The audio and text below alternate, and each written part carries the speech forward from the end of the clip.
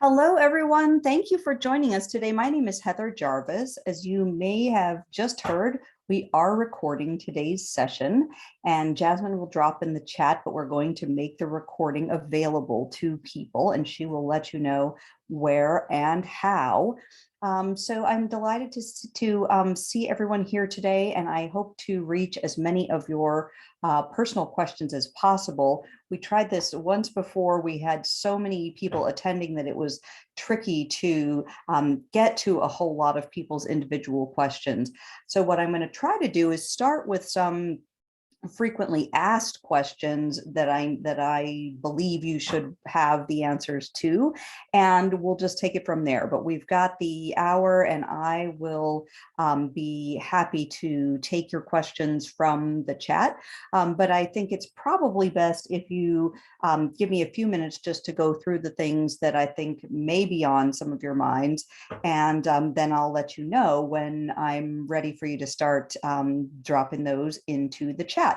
One other sort of housekeeping item is that I put a bunch of links in the chat to virtually all and more of the sites that I'll be referring to and referring you to. So don't feel like you have to necessarily write them down from the slides or anything. They are in the chat already for you. So one thing that's going on that I want to mention is that the payment suspension that has been in effect for a long time, since March of 2020, is going to come to an end at the end of this calendar year. And that is, this is going to be the last time that it's extended. So we do not expect it to be further extended. And we will in fact have to make payments come January on our federally held student loans again. And so there's not a whole lot you can or should do about that right now, but it's important to always make sure that the loan servicing company, who is hired by your lender, the federal government in most cases, it needs to know your current contact information all the time. And if you double check and make sure that they're sending it to, for example, an email account that you actually check so that you can be notified when anything goes on with your accounts. Also visit the studentaid.gov site, which is really the best place of official information, and navigate to the settings once you're logged in and your profile so that you can check what your contact settings are there and update it so that the Department of Education will be able to reach you as well. So do those things. You'll be getting a bill at least 3 weeks before a payment is due. So you may receive that in December or early January, depending on your due date that is established. And then if you're not already enrolled in a repayment plan, for example, because you graduated during the pandemic payment suspension after March of 2020, you may want to enroll in a repayment option for your federal loans. There are many choices. The best ones for most people and with high student loan burdens, especially as you're getting started, are income-driven repayment plans. And that is a kind of an umbrella term referring to the various different kinds of repayment plans under that rubric. So there are a lot of subtle distinctions. You can learn more about that at the studentaid.gov site. There's something called a loan simulator there that will show you what your payments would be under various different plans according to your income. Now, there isn't any need for you to update your income information now if you were already enrolled in an income-driven repayment plan before the pandemic. You may want to do so if your income has gone down. That would be in your best interest, but you don't have to do so until you're prompted to. So if your income has gone up, wait until they ask you for your income information, and that is fine and acceptable. There's no benefit to you to doing it sooner than that. So, all right. The other thing I wanted to address is President Biden has announced this student loan forgiveness and student debt relief. We're calling this the one-time debt cancellation. Now, this is not the same as public service loan forgiveness. This is a separate and distinct initiative. And what you should do about that is subscribe for updates at the Department of Education site ed.gov or ed.gov/subscriptions. Put your email address in there and click the top box that says Federal Student Loan Updates. And that's when you'll be told about the release of the application for this loan cancellation. Now, as student loan borrowers, we're going to be eligible for $10,000 or $20,000 in loan cancellation. $10,000 if we did not receive Pell Grants, $20,000 if we did. And there are income limits. So if you're a single person, your income has to be under $125,000 in a year. And that's for either the calendar year 2020 or the calendar year 2021. And so either 2020 or 2021. And if you're a married person, it's $250,000 is the income limit. Now, when I say up to $10,000 or $20,000, that's because this won't be treated as a credit. It is only going to cancel balances that we actually still owe. So if you, like me, I still owe 16 grand on my student loans, even though I graduated from law school in 1988. No, 98.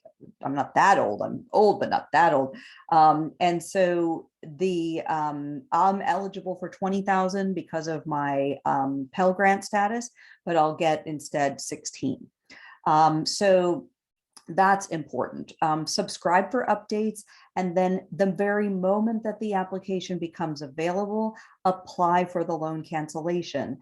Some forces on the far extreme of the political spectrum have sued to try to prevent the administration from carrying out this policy. The administration has done, in my view, a good job of responding to those lawsuits. One, it has already been dismissed for lack of standing because of what I saw as some clever strategy on the part of the White House. There are other pending lawsuits, and they have stronger arguments to make, in my view. But it is certainly important to recognize that applying for cancellation before a judge enters any kind of injunction, if one is inclined to do so at any point, would be wise for you as a student loan borrower, and would be better for everyone to get as many folks through the forgiveness eye of that forgiveness needle before there's any narrowing, if possible. So, and I think that this is going to happen, but there is some risk that it will not, or that it won't last. And so, again, tell your friends and family, apply ASAP. Now, so this is where you should subscribe, ed.gov/subscriptions. And then you'll be notified when the application is available. The latest thing we've heard is that it's supposed to be maybe around the 17th of this month. So maybe in about 10 or 11 days. We'll be notified if we subscribe. If you're not sure, you can't recall whether you got a Pell Grant, go to the studentaid.gov site and log in. You'll see your dashboard. And if you view details, there's a tab for grants, and you can see if you got a Pell Grant or more than one, and it will say the amount that you received. All you have to do is have ever received a Pell Grant. It could have been one Pell Grant your sophomore year of undergraduate school or whatever, it doesn't matter. Most federal loans are eligible for this 10 or 20,000 cancellation, but there are some commercially held federal loans. Those are the ones that were not subject to the payment suspension that has been in place, that have recently been excluded from this relief by the administration. And this is disappointing in that there's some, likely around 700,000 borrowers who will be excluded from this loan relief. It was an action taken in order to try to prevent the loan holders of those commercially held federal loans from being able to prevent the loan forgiveness for the larger numbers of people. And the administration believes they may be able to expand the program back to include those folks in a different way at a later time. That's kind of yet to be seen. As much as it kills me to block anybody out of the loan forgiveness, and it does, I have to agree that it is probably a good strategy on the part of the administration, because it does, hopefully, it's the best chance at preventing a lawsuit from going forward. So preventing any delay or derailing or loss, God forbid, on the merits of these claims. So the income documentation. So initially we thought we would probably have to provide tax returns. It seems now we're being told that there will not be any documentation required to be uploaded or submitted. It's really somewhat unclear at this point. So I don't want to say anything that I don't know for sure. There's language on the government site saying that there won't be a requirement to upload documentation when the application becomes available, and we're told that they'll be processed rather quickly. So we may be able to just click a few buttons and be in the queue to get the cancellation. But stand by, for that application to be released, and expect it's possible that the website will struggle with all of the volume. So you may have to visit more than once. So that's what I was going to say today in general about resuming repayments, as well as about the one-time debt cancellation of the 10 or 20,000. I'm happy to answer other questions about that when we turn to those. I also wanted to talk to you about public service loan forgiveness is the main reason we were brought together today. The public service loan forgiveness program has been in effect since October 1st of 2007, but has been really tricky for people to successfully navigate. The statutory language was complicated, the regulations made things even more complicated, but primarily it was the administration of the program by the loan servicing companies, in addition to the failures of the Department of Education in oversight of the servicers, that made it so that almost no one was qualifying for loan cancellation. And so that was for a lot of reasons. But when this administration came into office, there was a lot of media attention around the same time on the failures of public service loan forgiveness. And so the administration relied on authority under emergency legislation and the emergency of COVID-19 in order to institute something called the Public Service Loan Forgiveness Waiver, previously known as the limited waiver, but it's the waiver that is for a limited period of time. And the waiver has a deadline of October 31st this month, in just a few weeks. And so it's urgent that you take action if you can benefit from this waiver. So I'm going to take you through what I think you need to know and answer the questions that you have.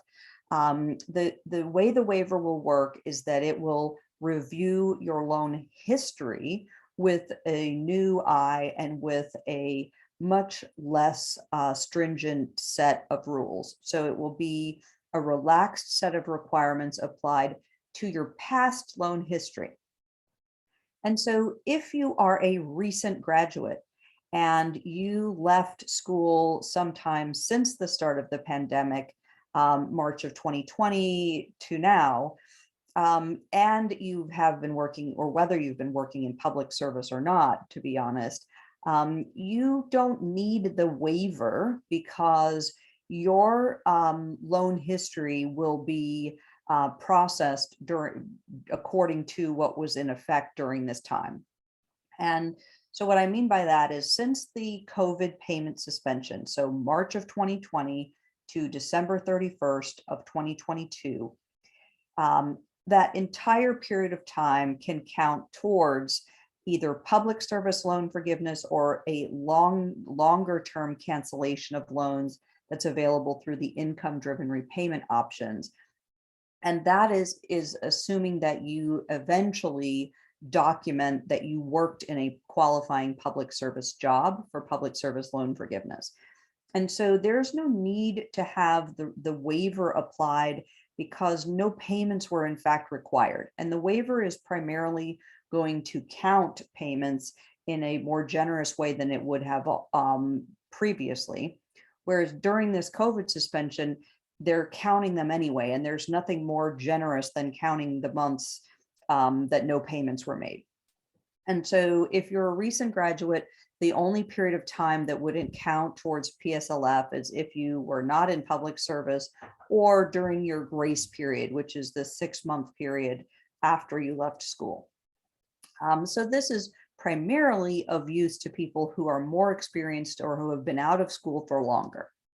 And the reason that the waiver is necessary is because there were all sorts of problems, as I mentioned, with the administration of the program. Primarily, it was that borrowers did not get the right information from their loan servicing companies. They were sometimes specifically misled or just weren't told what they needed to know in a timely manner. Specifically, people who had older student loans, federal loans that were commercially held or issued by banks and private lenders years ago, were not told that they needed to consolidate those loans. In fact, they were often told that they shouldn't consolidate because then they would lose credit towards cancellation. And that was in part true, but it was also not true. So people were really tripped up by that.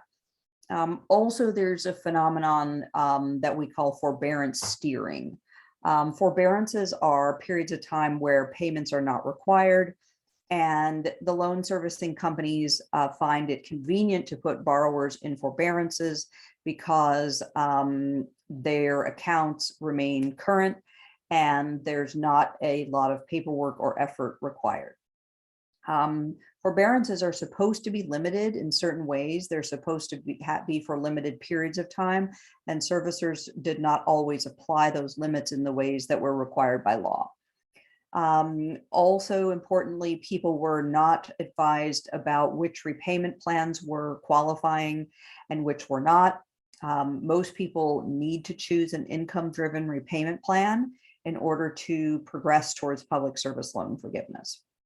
And also similarly, at the beginning of the program, there were no forms available for people to document their public service. There was no way for people to confirm whether their work qualified. Even when a form became available, they were processed in a slow and less than accurate manner. And so these were the sorts of problems that the waiver is intended to address. And the way the waiver works is that it is, instead of looking as under normal rules it would have done, instead of looking at each individual payment that was made and trying to make sure that the payment was not, $1 short or a day late, instead, what they're going to do is look at the period of time that you have been working in a full-time public service job, which is broadly defined as work for nonprofit organizations that are structured as 501c3s, plus a few other nonprofit organizations, as well as government service at all levels. And so what they're going to do under the waiver is look at your period of qualifying full-time public service employment, and they're going to match that up with whatever period of that your student loans have been in what we call a repayment status, which just means that you're not in school, you're not in an in-school deferment, you're not in default, meaning the loans are past due more than 9 months, and you're not in a not in default, not in deferment, not in the grace period. And so what they're going to do now is they're going to no longer care how much you paid or whether you paid at all. They're not going to care what type of loan you made the payment on unless it was a parent plus loan. And you can ask me more about that in a minute. and they're not going to care about which repayment plan you were enrolled in. So you may have been previously told you have the wrong kind of loan, you were in the wrong repayment plan, or you paid the wrong amount or whatever. And those things are being waived. Also, we can get credit for certain periods of forbearance. And this is an attempt to address that forbearance steering issue I identified. So if you were ever in a forbearance while you were working in a public service job for 12 consecutive months or more, then they'll count that forbearance. And if you were in a forbearance for 36 cumulative months, they will count those months as well. So certain periods of deferment will now count also, but not in-school deferment. And that has to do with the record keeping and coding that they have available to them. And then perhaps most importantly, or certainly of at least equal importance, is they will count periods that you were in a repayment status before you consolidated later, even if you did later consolidate. So what used to happen is that if you consolidated your loans, the new consolidation loan is considered a brand new loan, and the other loans are considered paid off and gone. So even though we've argued differently for many years, the department has always declined to count periods in repayment before consolidation, once a consolidation occurs. And so now they're going to essentially pierce the veil of the consolidation, look at the underlying loans, and count periods where you were in public service on those underlying loans. So this has the potential to get many, many, many people far closer to public service loan forgiveness, or all the way across the finish line to public service loan forgiveness, but only if you act and now. So let me tell you how to figure out whether or not you need to consolidate any older student loans. And again, this will not apply to nearly the same degree to people who are more recent graduates. So what you're looking for are loans that are not already federal direct student loans. And if you are somebody who didn't borrow any student loans since the summer of 2010. In the summer of 2010 is when the federal government went to direct loans as its almost exclusive loan program. So it's possible that you could have a couple of little Perkins loans, which are campus-based federal loans, but in general, most of your federal debt is likely to be direct already. But if you're somebody like me who started getting your student loans when dinosaurs roamed the earth, you may well have federal family education loans, otherwise known as FEL or FELP loans, and those would need to be consolidated. And those are exactly the loans that you may have been told in the past not to consolidate because you would lose credit towards loan cancellation. I'm telling you, you have to consolidate if you want the terms of the waiver applied to those loans. And so what you want to do to find out is visit the studentaid.gov site, log into that with your federal student aid username and password. Click through to view the details of your loans from the dashboard. Then you also have to click to view the breakdown, and then again on each individual loans, click to view details until you see the loan type, and you want the loan type to have the word direct in the name of the loan. And if it has the word direct in the name of all of your loans that have balances, then you do not need to consolidate. You can, but you do not have to consolidate your student loans in order to benefit from the waiver.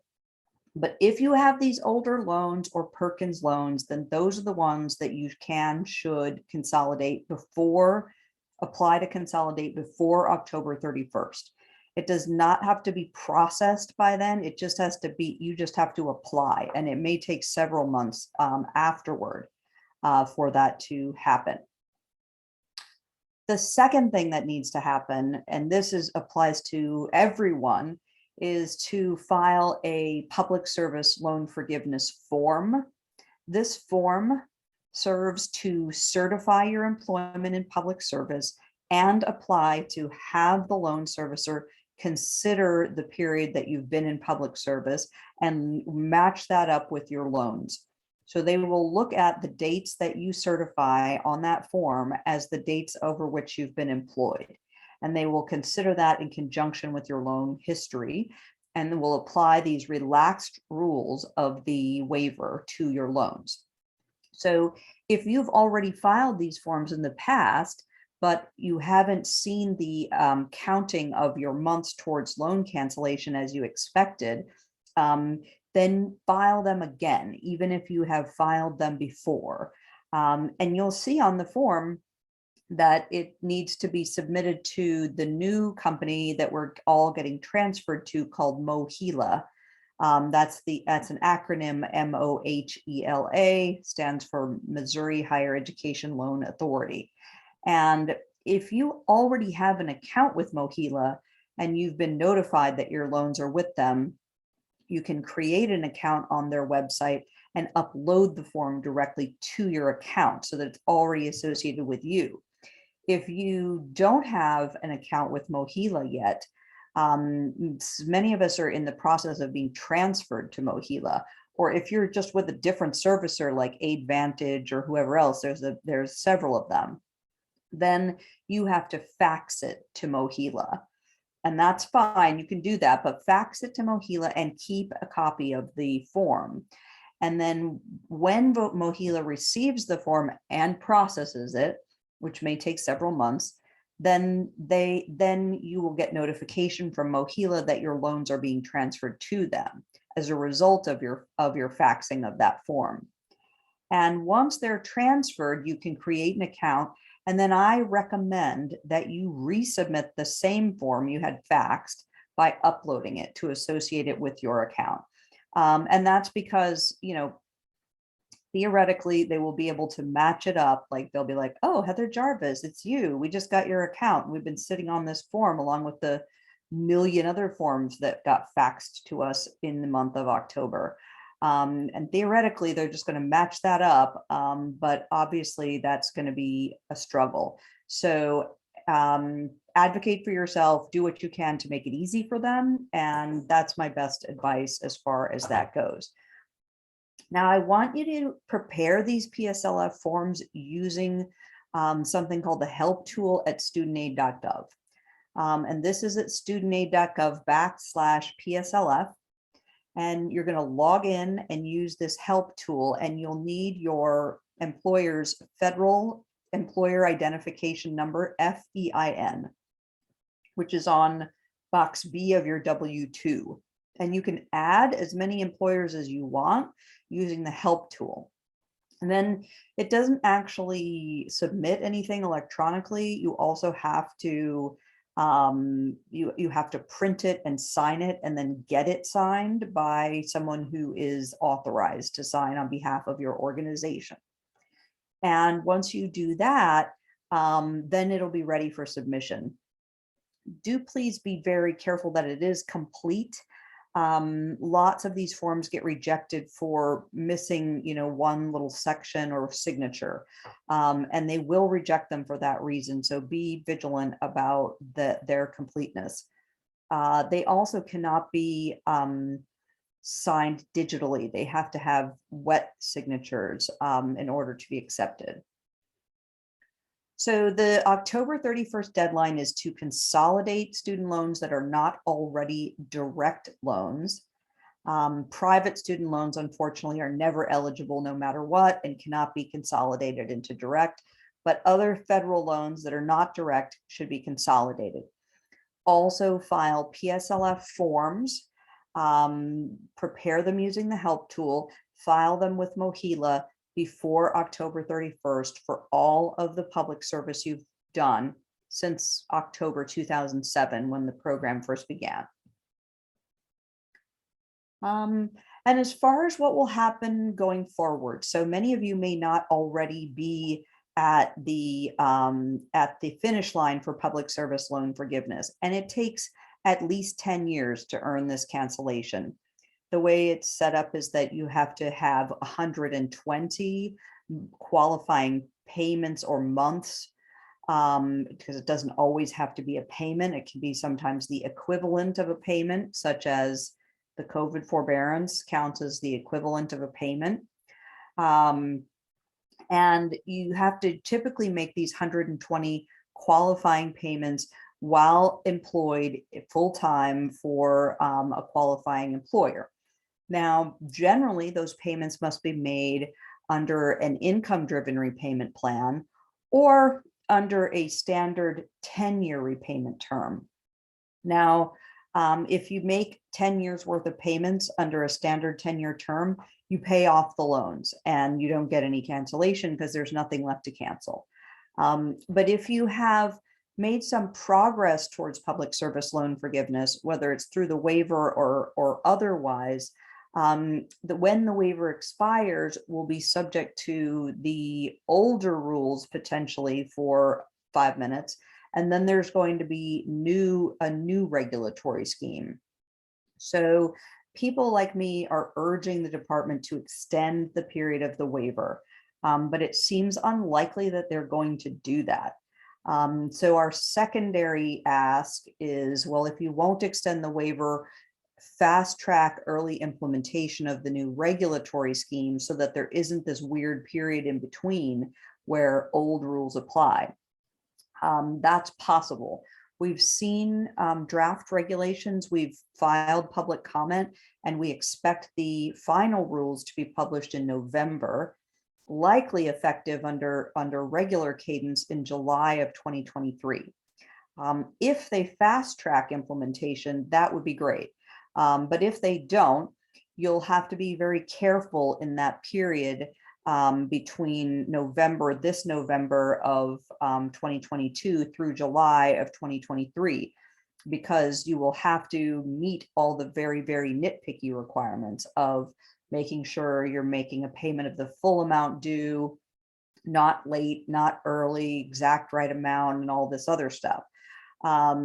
But come July at the latest, we'll have new regs in place that will be more borrower friendly, and they will strive to solve some of the problems I identified, but they will not include credit for these previously ineligible loans, the ones I taught you how to look up so that you could consolidate if necessary. So your last chance to get those old loans to qualify is now and through the end of October. And when the new rules become available, you'll still be better off in an income-driven plan if you want to maximize your forgiveness. There are certain repayment plans that you should avoid, specifically graduated or extended plans that spread your payments out over longer than 10 years. Those don't get you to public service loan forgiveness. And then the last thing I wanted to touch on, and then I will turn to your questions exclusively for the remaining time. The administration has announced that there will be a new income-driven repayment option available. We're not sure exactly when, probably next summer at the earliest, but it's also possible that they will implement it more quickly than that. We only have broad strokes now because we've not seen even draft regulations on the new rule. So what they've said they're going to do is intended to give more relief to undergraduate borrowers than to people with graduate and professional degrees and the kinds of large balances that we tend to accumulate.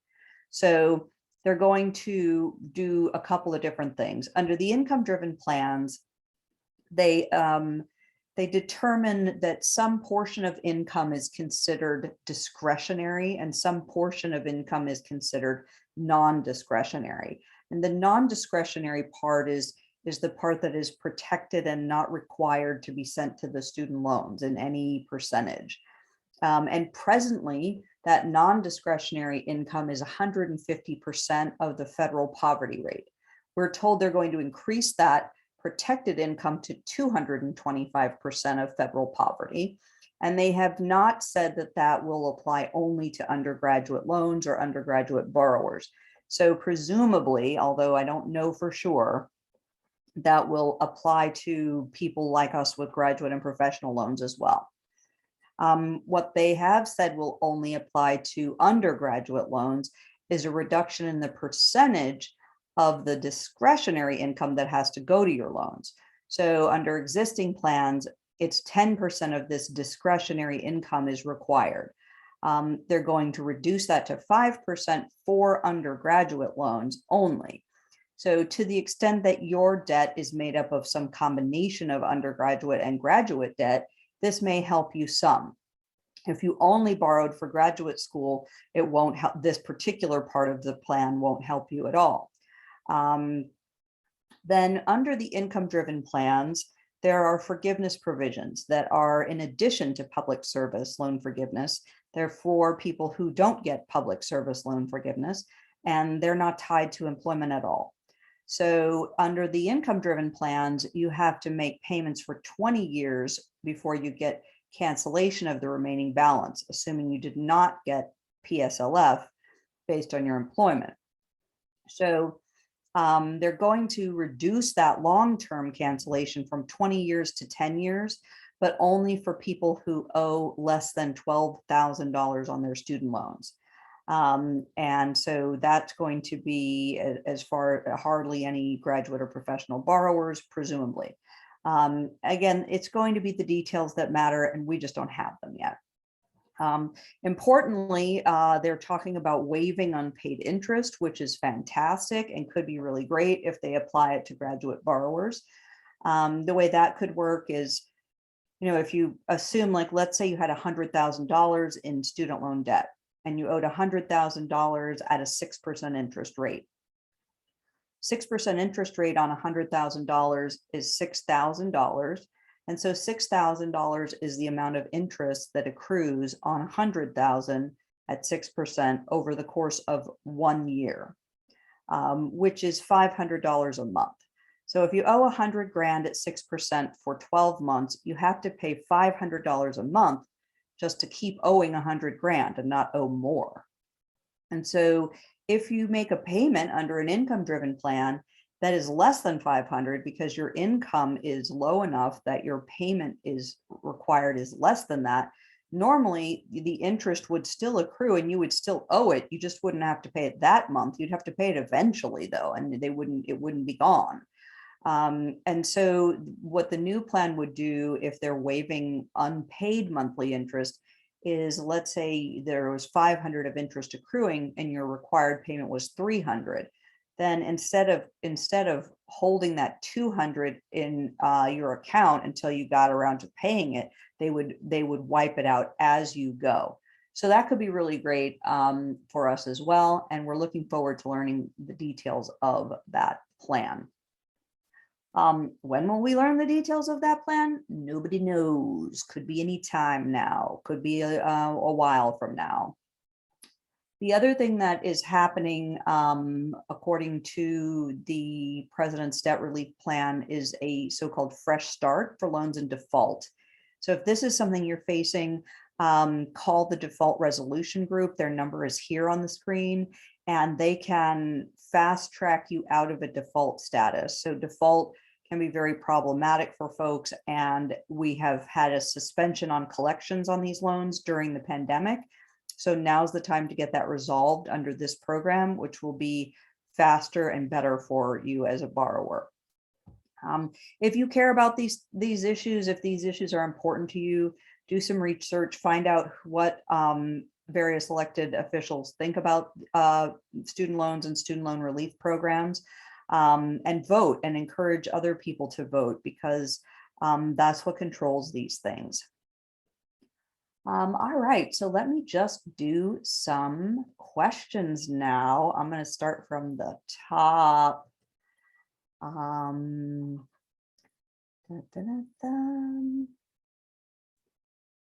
Selena asks if submitting the PSLF waiver could delay or cause issues with forgiveness, particularly if the loan servicer will change. No, I don't think it would cause any issues with forgiveness. In fact, it's likely to promote forgiveness or progress towards forgiveness. it will take some time for the forms to be processed, and that's going to be true no matter what, but particularly during this period of time.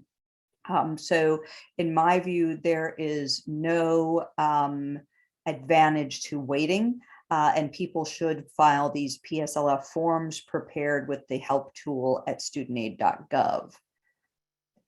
Let me just stop my share so that everybody's screens are bigger here. And then back to the chat. Okay, so let's see here.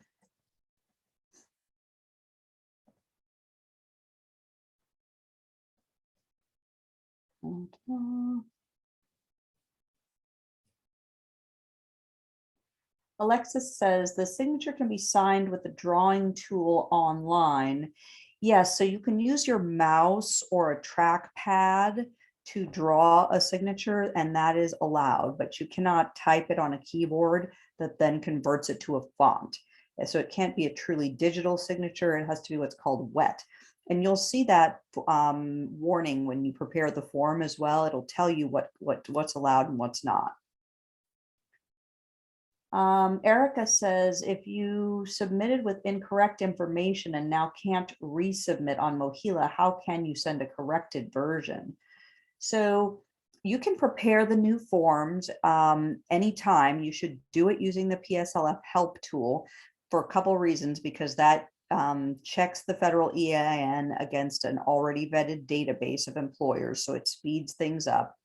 And you should also do it on the PSLF form, because then it shows that you've accomplished it before October 31st. It's associated with your student aid account and can be seen in the documents view of your profile. So, and you can submit to Mohila. You can't necessarily upload it if you don't have an account with Mohila, but you can always fax it to Mohila even if you don't have an account with them. And that's what you should do, Erica. That is what you should do. Kim says, my loans were previously serviced by Nelnet. I've been consistently or continuously employed by a nonprofit since 2004, never applied, just consolidated into a direct loan. Good job, Kim.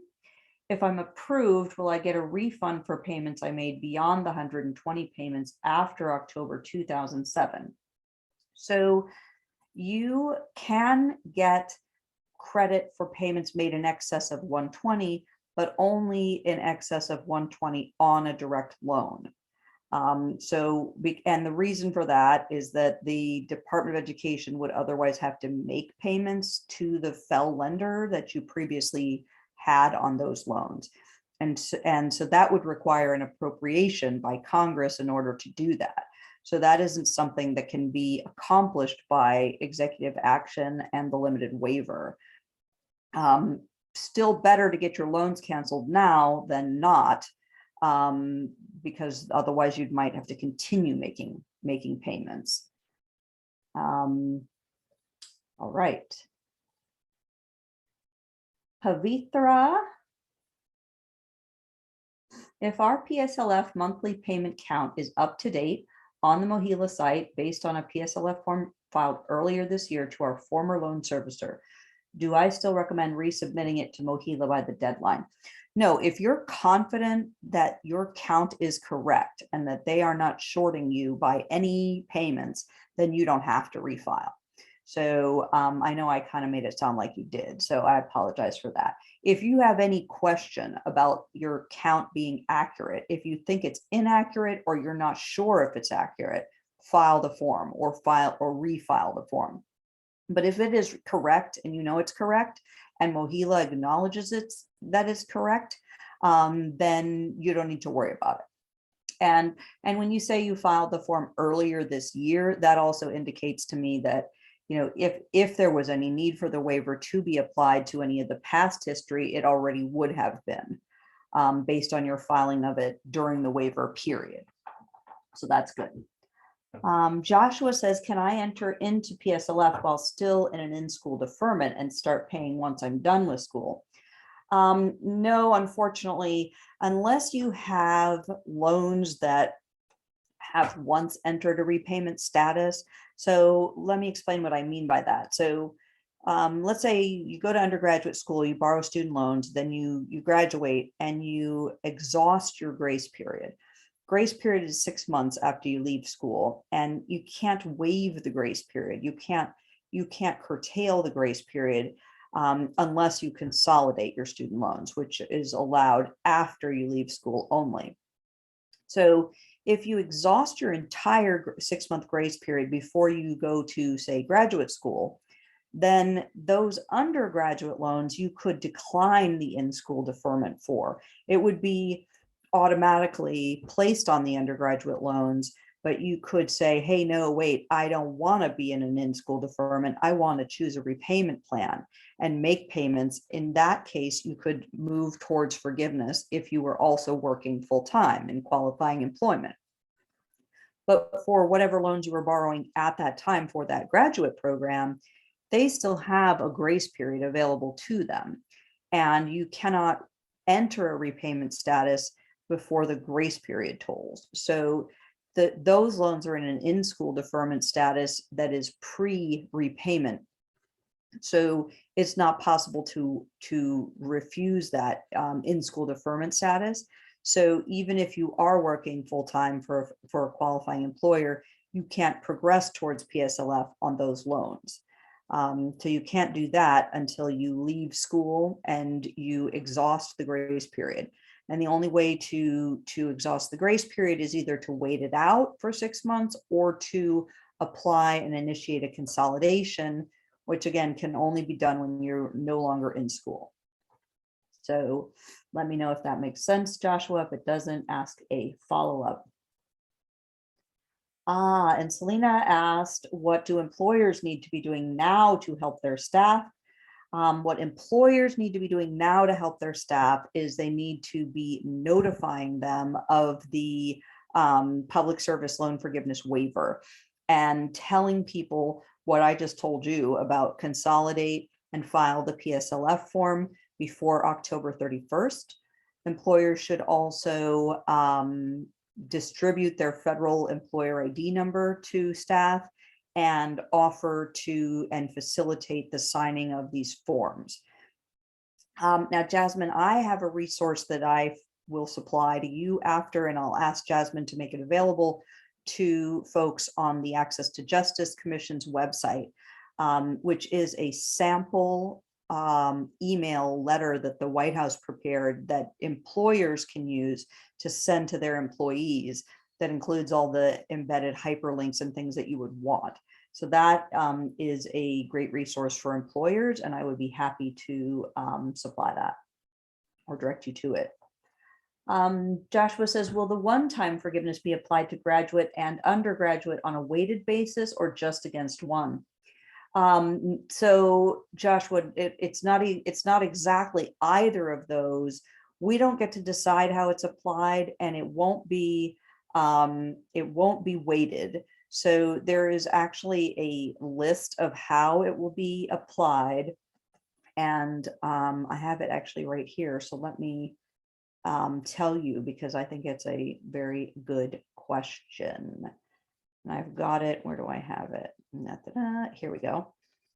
So the way it'll be applied is it will first be applied to defaulted loans that are held by the Department of Education, if there are any, then to defaulted loans that are commercially held, except they've changed that and they haven't updated their website probably. Well, actually, maybe they will still apply it to the defaulted commercial loans because those commercial lenders aren't making any money on those loans anyway.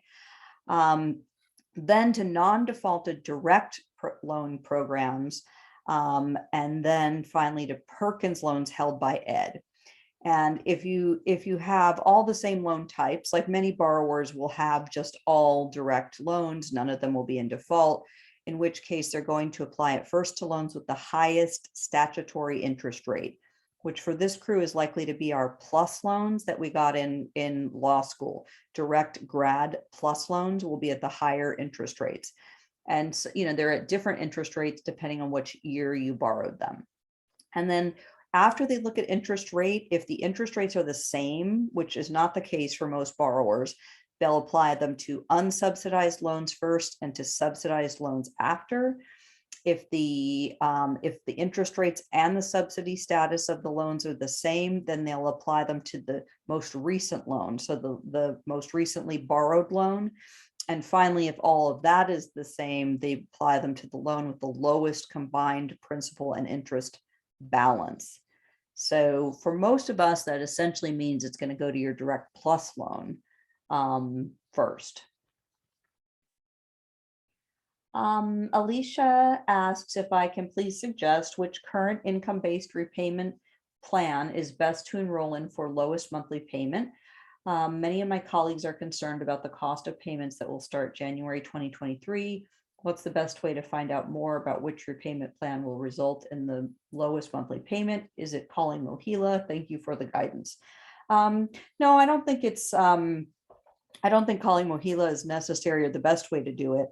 I'll tell you, of the currently available income-driven repayment plans, you want to focus your attention between choosing between something called pay as you earn, PAYE, pay as you earn, or revised pay as you earn, REPAYE. If you qualify to choose pay as you earn because you have loans that meet the requirements, then that's a very good plan. But your payments will be the same amount under both revised pay as you earn and pay as you earn, unless you're married. Married borrowers have the option to have their payments based on their separate income in the pay as you earn plan, but not in revised pay as you earn. So you would have to file a separate tax return from your spouse in order to be allowed to do that. But if you are a married person, pay as you earn is going to give you that option. Revised pay as you earn is not. But the payments are going to be calculated in the exact same way under both plans. So those are the plans to look at. You're technically also going to get the same payment amount under a plan called income-based repayment for new borrowers. But that plan has less advantageous provisions when it comes to interest accrual. So you should not choose income-based repayment if you are eligible for pay as you earn. So again, focus your attention between pay as you earn and revised pay as you earn. Choose pay as you earn if you're married to somebody who earns money and you need to separate your income by filing a separate tax return. The difficult other sort of way to choose between the plans if you're not married is that they both have access to a longer term cancellation as well, in addition to PSLF. And under revised pay as you earn, it takes longer to get that long-term cancellation. It takes 25 years if you borrowed any money for graduate or professional school, whereas under pay as you earn, it only takes 20. So people have different opinions and reasonable minds can differ. If it were me, I'd probably look at pay as you earn. If I qualified for it, that'd probably be the one I would be in. And I would also recommend that you make a little tickler in your calendar to remind you to consider the new repayment plan when it becomes available, maybe next summer, because it's likely to be better than anything that exists now, although it's hard to know for sure. Veronica is wondering about why she still pays Navient if she's registered with Mohila and is confused between Mohila and Aidvantage. There's a lot of different loan servicing companies, and it can be confusing to see your loans going all over the place. Veronica, I suggest that you go to the studentaid.gov site and look at all your loans there and see which servicers they're assigned to. Because if your loans have been transferred away from Navient and you don't have any loans there anymore, you don't have to make any more payments to them. I know they say like you have to keep making payments until you know your loans are transferred, but if you do, they're just going to transfer it to Mohila when they get it. So it's not, you certainly shouldn't have to pay them both. And if you're waiting for that transfer, you can always ask for forbearance if you need to, but if they're direct loans, no payments are required until January anyway. If you have a lot of different loan servicers, though, it definitely can be confusing.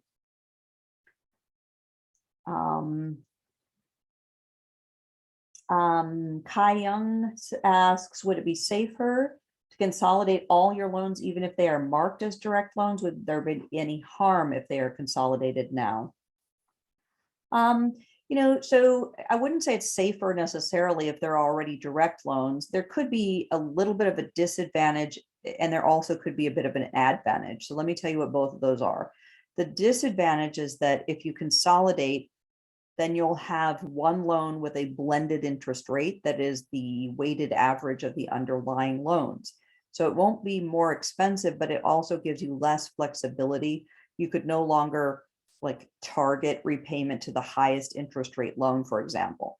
And even when it comes to this one-time debt cancellation, if they're going to put it towards your highest interest rate loan, right now you have a loan that's the highest interest rate loan, whereas if you consolidated, they'd all be at the same blended rate. So you would get slightly less benefit from that cancellation of that higher interest rate portion.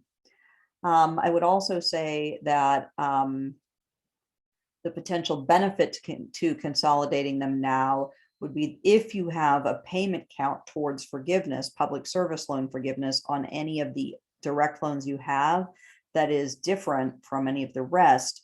A consolidation loan, we're told, will be credited with the maximum number of payments made on, or of payments towards forgiveness, or months counted towards forgiveness of any of the underlying loans. So you could sort of hasten the progress of the loans with lower counts by including them all in a consolidation. But also, whenever you consolidate, you give the loan servicers a chance to get confused and you end up having to wait. So, not necessary, probably not a lot of gain or loss either way. I am currently on repay, but 2021 was the first year I filed my taxes as married, filing separately instead of single. And she thinks she read somewhere, or he thinks she read somewhere, that certain IDR plans may lead to a much higher monthly payment for those who filed taxes married filing separately. Yeah, so Mohila could advise you, but I can also advise you that, yeah, if you're married and you're in repay, it doesn't matter. If you file married filing separately, you're still going to have to pay based on joint income under repay. So you may want to switch to pay as you earn, or even income-based repayment if you need to separate your income from your spouse. So what you might want to look at is the loan simulator at the studentaid.gov site. There are a few advisors that are well trained to give sophisticated information to student loan borrowers, but it can be hard to find the right folks. And in general, the servicers, including Mohila, are not really the right place to seek that kind of sophisticated advice. You can ask them, but they won't necessarily, they're not going to really tell you what's best for you. They'll just tell you the rules. But as a married person, revised pay as you earn has significant downsides, especially if you're filing separately, because I presume you maybe are doing that in order to make payments based on your separate income. So you may want to switch plans. I'll take just a few more minutes, if it's okay with Jasmine, to get through a few more of these questions if I can. How can you file the PSLF form? I mailed it in a few months ago for my prior employer. It didn't process. I'd like to upload it to Mohila, but I couldn't figure it out. So you can only upload it to Mohila if you have an account with Mohila. So if your loans are not assigned to Mohila, then you cannot upload it to Mohila. You would need to fax it to Mohila, which you can do, and then hold on to it until they establish an account. And if they still haven't processed it, then you can upload it and associate it with you. My loans went into repayment at different times, so I have different payment counts towards PSLF. Even if all my loans are direct, should I consolidate, since it's my understanding they give me the highest, and does it need to be submitted by 1031 or processed? So that does sound like a circumstance where you could benefit from consolidating all your loans together. You shouldn't have to do that in order to get credit on all of them, unless they didn't have a completely overlapping repayment histories. The consolidation does not have to be processed by the 31st. It just has to be filed by the 31st. So yes, under the circumstances as you lay them out to me, based on the information I have, it does sound like consolidating would make sense. Also, be sure that every job and every month that you've been in public service is fully certified on those PSLF forms. And if you're not absolutely sure that they've already processed those correctly, file them again by the 31st. That might be even more important than doing the consolidation, to be honest, because that might be the reason why you have different payment counts. It may or may not be.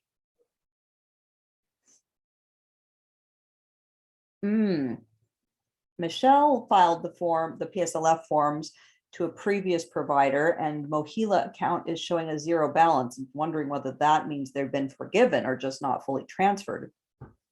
Hard to say. It could be either one at this point. If you have an account with Mohila and it says zero balance, it sounds a little promising, could be forgiveness. Do this, Michelle, check at the studentaid.gov site. Log in. Once you're logged in, hover over your name in the top right corner. When you hover over your name, you'll get a drop-down menu. Go to My Aid. Once the My Aid page loads, also under that drop-down menu, basically almost obscured by it, is a blue link that says download My Aid data. Click that. And when you click that, it's a text file. It's hard to read, but at the beginning, then the first chunk of text, you'll see the loans you have, and it'll say what the current principal balance and interest balance is.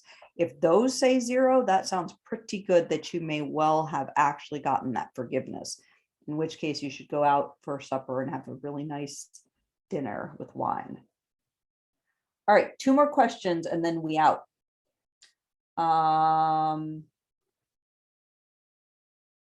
Okay, so Joshua's loans are all consolidated and passed the grace period and started working toward a certificate, but has not taken any more loans. Oh, okay. So yeah, so that's a different situation. So yes, so you can and should, you can decline the in-school deferment. It can be hard to get that to actually happen. You should request that directly from your loan servicing company.